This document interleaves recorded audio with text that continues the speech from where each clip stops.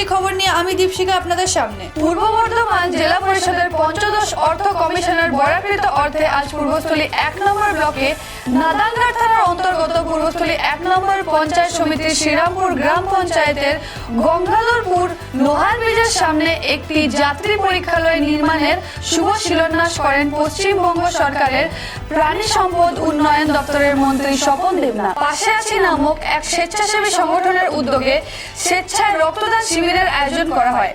রবিবার শিবিরটি আয়োজিত হয় আসানসোল পৌর নিগম 85 নম্বর ওয়ার্ডের 1 নম্বর মহিশিলা কলোনি শিমুলতলা দুর্গা মন্দিরে। উল্লেখ্য, পাশে আছি স্বেচ্ছাসেবী সংস্থা বছরে 2 বার এই ধরনের স্বেচ্ছায় রক্তদান শিবিরের আয়োজন করে থাকে। আসানসোলের কুমারপুর রাজরাজেশ্বরী হোটেল থেকে নিয়ামতপুরের যুবকের গুলিবিদ্ধ মৃতদেহ উদ্ধার ঘটনায় তদন্তে পদক্ষেপ নিয়েছে পুলিশ। শনিবার হোটেলের সঙ্গে থাকা তরুণীকে আটক করেছে আসানসোল দক্ষিণ থানার পুলিশ।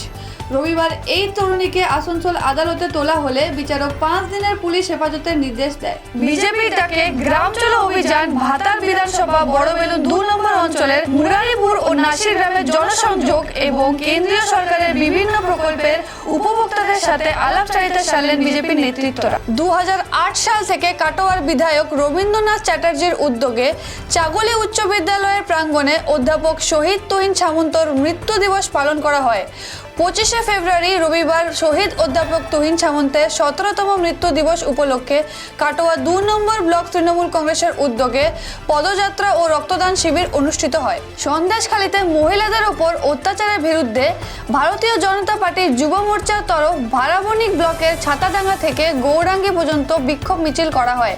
মিছিলের শেষে মুখ্যমন্ত্রী মমতা বন্দ্যোপাধ্যায় ও কুণাল ঘোষের কুশপুত্তলিকা দাহ করা হয়। দুর্গাপুরের সিটি সেন্টারের এক বেসরকারি হোটেল মাংলিকে স্বেচ্ছাসেবী সংস্থার পক্ষ থেকে আইন সংক্রান্ত বিষয়ে সচেতনতামূলক এক অনুষ্ঠানের আয়োজন করা হয়। চীনাকুড়ি অ্যাসোসিয়েশন ক্রিকেট একাডেমির পক্ষ থেকে চীনাকুড়ি 3 নম্বর ফুটবল ময়দানে এক ক্রিকেট টুর্নামেন্টের আয়োজন করা হয়। এই খেলায় মোট 16টি দল অংশগ্রহণ করবে বলে জানান উদ্যোক্তারা। দুর্গাপুরের বেনাচিটি বাজারের 5 পাতা মোড় থেকে বিজেপির মহিলা মোর্চার কর্মী সমর্থকরা সন্দেশখালী ঘটনার প্রতিবাদ জানিয়ে একটি বিক্ষোভ মিছিল বের করে। মিছিলের শেষে মুখ্যমন্ত্রীর কুশপুত্তলিকা দাহ করে বিজেপি মহিলা মোর্চার কর্মী সমর্থকরা। রবিবার ভারতীয় ডোম সমাজ বিকাশ পরিষদ পশ্চিম বর্ধমান জেলার পক্ষ থেকে কুলটি ব্লকের নিয়ামতপুর 5 নম্বর ব্লক বাদ্যঘর পাড়ায় একটি সামাজিক সভার আয়োজন করা হয়। ডোম জনজাতিকে শিল্পীর মর্যাদা ও সম্মান সহ শিল্পী ভাতার আনার দাবি তুলে বিভিন্ন বক্তা। 2 বর্ধমান জেলার সেরা 10টি খবর এখনকার মতন এ পর্যন্তই। পরবর্তী খবরের জন্য চোখ রাখুন খবর বাংলা স্ক্রিনে। খবর বাংলা, খবরের খবরদারি।